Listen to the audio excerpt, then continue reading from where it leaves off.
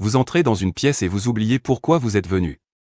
Vous cherchez les clés de voiture pendant 10 minutes, et elles étaient dans votre poche depuis le début. Vous commencez une phrase, et à mi-chemin, le mot que vous cherchiez disparaît, comme effacé. Vous avez beau essayer de le retrouver, il ne revient pas. Alors vous souriez poliment, vous continuez la conversation, mais à l'intérieur, quelque chose vous inquiète. Peut-être que vous vous dites que c'est simplement la fatigue. Peut-être que vous espérez que ça va passer. Mais au fond de vous, une petite voix murmure une question que beaucoup n'osent pas vraiment poser à voix haute. Est-ce que ma mémoire est en train de décliner? Est-ce que ce que je vis est le début de quelque chose de plus sérieux? Vous n'êtes pas seul dans cette situation. Chaque jour, des millions de personnes après 60 ans vivent exactement les mêmes moments d'inquiétude. Un prénom qui ne revient pas, un rendez-vous oublié, une conversation où vous avez l'impression que votre esprit tourne moins vite qu'avant. Cette inquiétude est légitime, parce que le cerveau, comme tout organe, est profondément influencé par ce que vous mangez, par vos habitudes quotidiennes. La bonne nouvelle, et c'est précisément pour cela que vous regardez cette vidéo, c'est que la science nous a donné des réponses concrètes. Des réponses que vous pouvez appliquer dès demain matin, sans ordonnance, sans traitement coûteux, sans bouleverser votre vie. Il existe des aliments ordinaires, que vous trouvez dans n'importe quel marché, qui ont été étudiés sérieusement par des chercheurs et des médecins, et qui montrent des effets mesurables sur la santé du cerveau après 60 ans. Dans les prochaines minutes, je vais vous présenter 6 de ces aliments. Je vais vous expliquer exactement ce qui se passe dans votre cerveau quand vous en consommez régulièrement. Je vais vous dire pourquoi ces effets sont particulièrement importants après 60 ans. Et je vais vous donner des conseils pratiques pour les intégrer naturellement dans votre quotidien. Restez avec moi jusqu'à la fin, parce que le 6e aliment est souvent celui qui surprend le plus les gens, et pourtant c'est l'un des plus puissants. Je suis médecin généraliste depuis plus de 30 ans. Pendant toutes ces années de pratique, j'ai accompagné des centaines de patients après 60 ans qui venaient me consulter avec les mêmes inquiétudes. Des hommes et des femmes actifs, lucides, qui voulaient comprendre ce qui se passait dans leur tête, et surtout ce qu'ils pouvaient faire pour préserver leur clarté mentale le plus longtemps possible. Ce qui m'a frappé au fil des années, c'est à quel point l'alimentation est sous-estimée dans la santé du cerveau. On parle beaucoup de médicaments, de bilans sanguins, d'examens neurologiques. Mais on parle rarement de l'assiette. Et pourtant, la recherche scientifique des 20 dernières années est formelle. Ce que vous mangez chaque jour a un impact direct, mesurable et durable sur la façon dont votre cerveau fonctionne, vieillit et se protège. Après 60 ans, le cerveau entre dans une phase particulière. Les connexions entre les neurones se font moins rapidement. La production de certains neurotransmetteurs, ces messagers chimiques qui permettent aux cellules du cerveau de communiquer, commence à diminuer. Les vaisseaux sanguins qui irriguent le cerveau deviennent moins souples. Et le cerveau devient plus vulnérable au stress oxydatif, ce phénomène où des molécules instables, appelées radicaux libres, attaquent et endommagent les cellules nerveuses. C'est dans ce contexte précis que l'alimentation prend une importance capitale.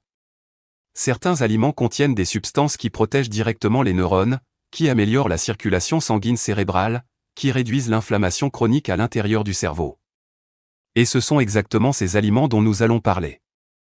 Le premier aliment que je recommande à tous mes patients après 60 ans, c'est le poisson gras. Les sardines, le maquereau, le saumon, le hareng. Ces poissons sont exceptionnellement riches en acides gras oméga 3, et plus particulièrement en 2 formes que l'on appelle le DHA et l'EPA. Le DHA, acide docosahexaénoïque, est l'acide gras le plus abondant dans le cerveau humain. Il représente environ 30% des graisses présentes dans le cortex cérébral, cette partie du cerveau responsable de la mémoire, du raisonnement et du langage. Voilà ce qui se passe concrètement dans votre cerveau quand vous consommez régulièrement des poissons gras. Le DHA s'intègre dans les membranes des neurones et les rend plus fluides, plus flexibles. Cela facilite la transmission des signaux entre les cellules nerveuses. Il réduit également l'inflammation chronique dans le tissu cérébral, une inflammation silencieuse qui est aujourd'hui reconnue comme l'un des facteurs principaux dans le déclin cognitif. Plusieurs grandes études ont montré que les personnes qui consomment du poisson gras au moins 2 fois par semaine présentent un risque significativement réduit de développer une démence ou des troubles sérieux de la mémoire. J'ai eu en consultation une patiente, Geneviève, 67 ans, qui venait me voir pour des épisodes de brouillard mental. Elle avait du mal à se concentrer, ses lectures ne restaient pas en mémoire. En regardant ses habitudes alimentaires, j'ai constaté qu'elle ne mangeait pratiquement jamais de poisson. Je lui ai recommandé d'introduire des sardines ou du maquereau 2 à 3 fois par semaine. 3 mois plus tard, elle m'a rapporté une amélioration nette de sa concentration et une impression de plus grande clarté dans ses pensées. Ce n'est pas de la magie. C'est de la biochimie. Ma recommandation pratique est simple. 2 à 3 portions de poisson gras par semaine suffisent. Les sardines en boîte sont économiques, faciles à utiliser, et tout aussi efficaces que le saumon frais. Une simple salade avec des sardines, quelques légumes, un filet d'huile d'olive, c'est un repas complet et profondément bénéfique pour votre cerveau. Le deuxième aliment incontournable pour la mémoire après 60 ans, c'est un fruit que vous connaissez probablement très bien. Les myrtilles. Et si les myrtilles ne sont pas disponibles chez vous ou que leur prix est élevé, les mûres, les framboises et les cerises appartiennent à la même famille et offrent des bienfaits comparables. Ces petits fruits sont parmi les sources les plus concentrées d'antioxydants qui existent dans le règne végétal. Ils contiennent une famille de pigments appelés anthocyanines, ces substances qui leur donnent leur couleur bleu-violet intense. Et ces anthocyanines ont une propriété remarquable. Elles traversent la barrière hémato-encéphalique, ce filtre naturel qui protège le cerveau et qui empêche normalement de nombreuses substances de le pénétrer. Une fois à l'intérieur du cerveau, elles agissent directement sur les neurones. Les recherches menées à l'université de Harvard et dans d'autres grandes institutions médicales ont montré que la consommation régulière de myrtilles est associée à un ralentissement mesurable du déclin cognitif. Dans certaines études, les participants qui consommaient des myrtilles régulièrement présentaient une mémoire équivalente à celle de personnes 2 à 3 ans plus jeunes qu'eux. Ces antioxydants neutralisent les radicaux libres, réduisent l'inflammation cérébrale, et certaines études suggèrent qu'ils favorisent même la neurogénèse, c'est-à-dire la formation de nouvelles connexions neuronales. Un de mes patients, Bernard, 64 ans, ancien professeur, avait remarqué qu'il perdait le fil de ses phrases plus facilement qu'avant.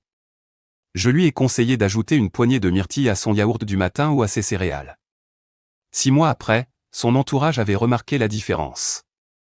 Il trouvait ses mots plus facilement, et lui-même se sentait plus alerte mentalement. Vous pouvez consommer des myrtilles fraîches, surgelées, ou même séchées. Les myrtilles surgelées conservent l'essentiel de leurs propriétés et sont disponibles toute l'année. Une poignée par jour, soit environ 80 grammes, est une dose réaliste et efficace. Le troisième aliment de cette liste, c'est l'huile d'olive extra vierge. En Méditerranée, cette huile est utilisée depuis des millénaires, et ce n'est pas un hasard si les populations qui suivent un régime méditerranéen traditionnel présentent historiquement des taux de démence parmi les plus bas du monde. L'huile d'olive extra vierge contient un composé appelé oléocanthal. Ce composé a été découvert relativement récemment par les chercheurs, et ses propriétés sont fascinantes. Il possède une action anti-inflammatoire puissante, comparable à certains anti-inflammatoires médicamenteux, mais sans les effets secondaires associés à une utilisation prolongée de ces médicaments. L'oléocanthal agit directement sur l'inflammation dans le tissu cérébral, ce qui en fait un allié précieux contre les processus qui précèdent et accompagnent la dégradation de la mémoire. Par ailleurs, l'huile d'olive est riche en polyphénols, des antioxydants puissants qui protègent les membranes des neurones contre l'oxydation. Des recherches récentes suggèrent également que certains composés de l'huile d'olive pourraient contribuer à éliminer les protéines anormales qui s'accumulent dans le cerveau avec l'âge, des protéines associées aux maladies neurodégénératives. Une patiente, Claudette, 69 ans, cuisinait depuis toujours avec de l'huile de tournesol. Après notre consultation, elle a fait le changement vers l'huile d'olive extra vierge pour la cuisson à basse température et l'assaisonnement. Elle n'aurait jamais pensé qu'un tel changement pouvait avoir un effet sur sa santé mentale.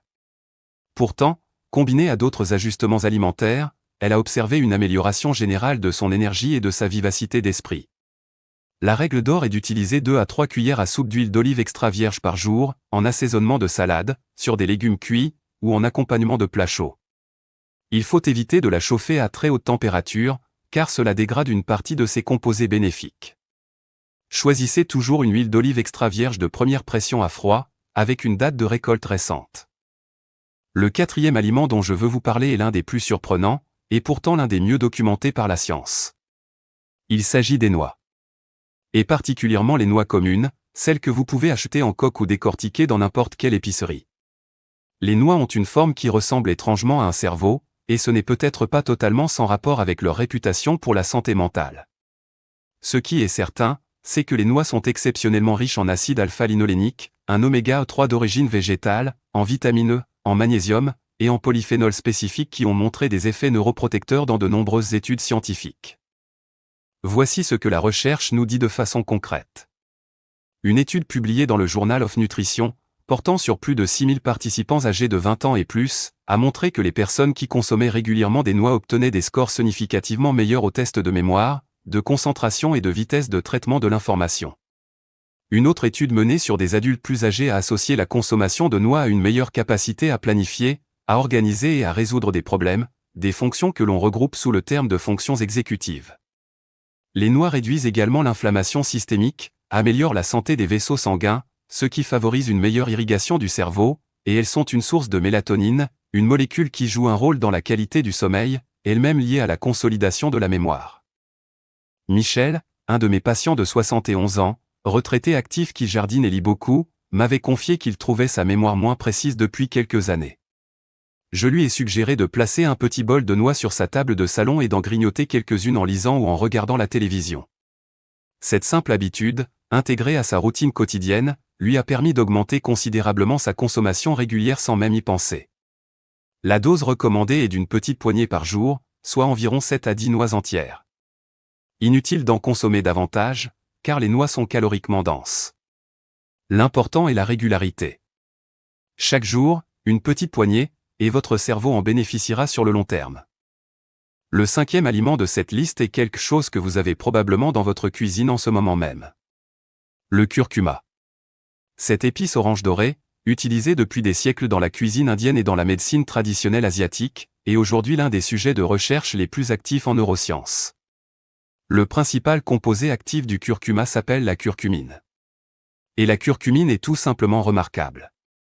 Elle possède à la fois des propriétés anti-inflammatoires et antioxydantes, elle traverse la barrière hémato-encéphalique, elle réduit l'accumulation de certaines plaques anormales associées aux maladies dégénératives du cerveau, et des études récentes suggèrent qu'elle pourrait favoriser la production de BDNF, le facteur neurotrophique dérivé du cerveau, une protéine essentielle que l'on appelle parfois le fertilisant du cerveau parce qu'elle favorise la croissance et la survie des neurones.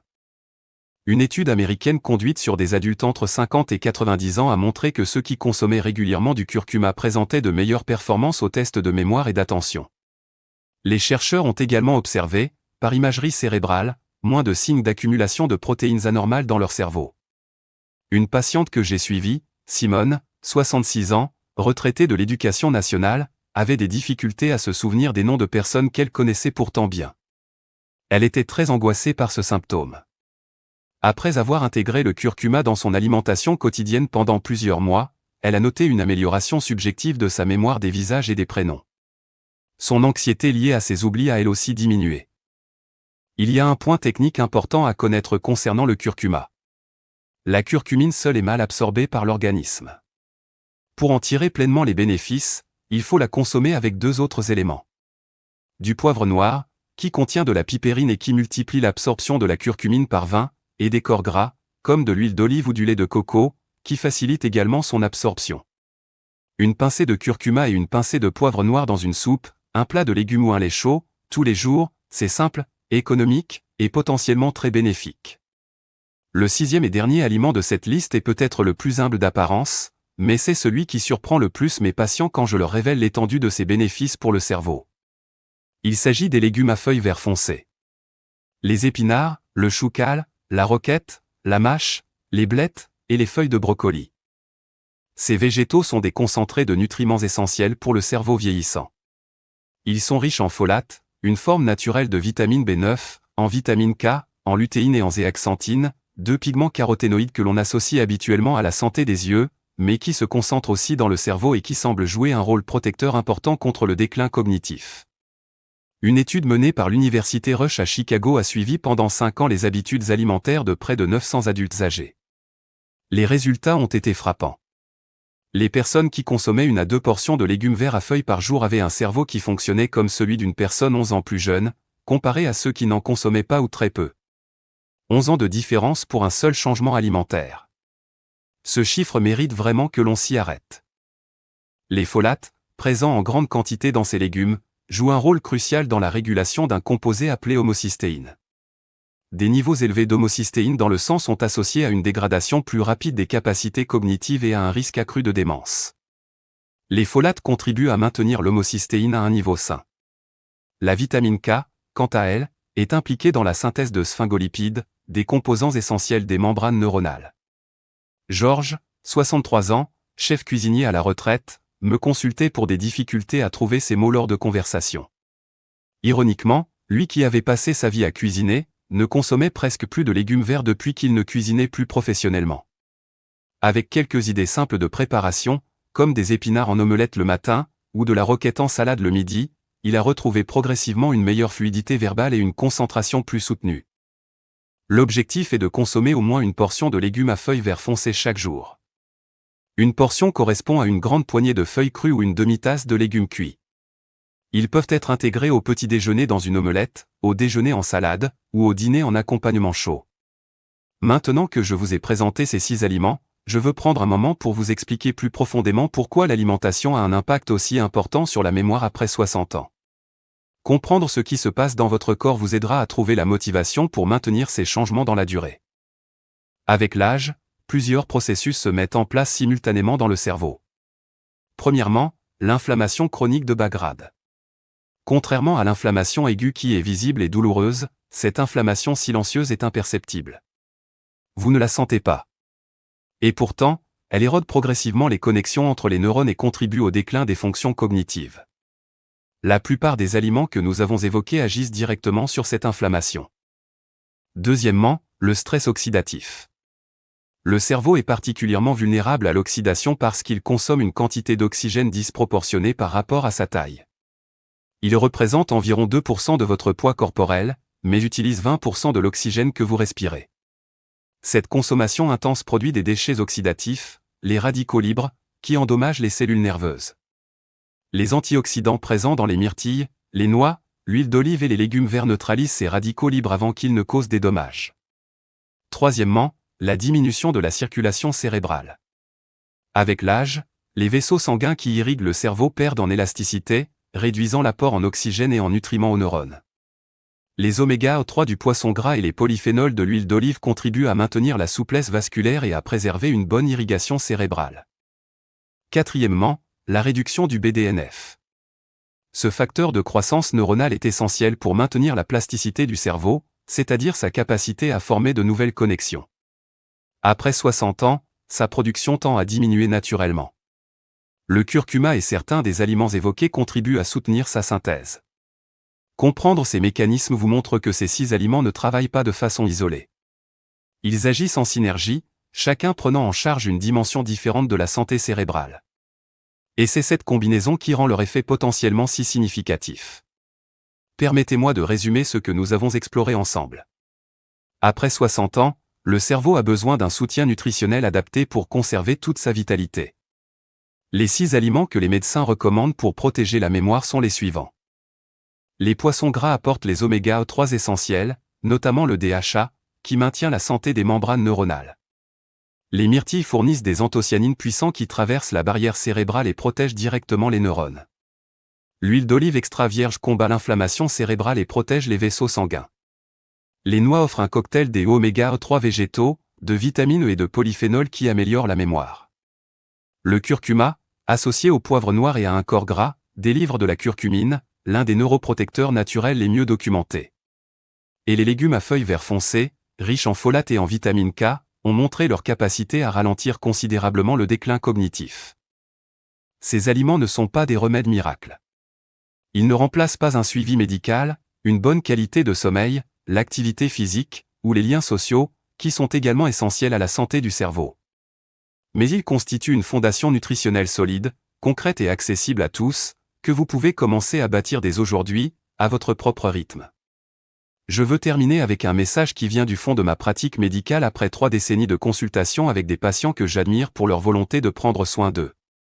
Prendre soin de votre cerveau n'est pas une résignation face au temps qui passe. C'est un acte de foi en votre propre avenir. Chaque repas est une opportunité. Chaque choix dans votre cuisine est une décision pour la personne que vous serez dans 5 ans, dans 10 ans. La femme qui se souvient des prénoms de ses petits-enfants. L'homme qui lit encore ses livres préférés. La personne qui suit une conversation sans perdre le fil.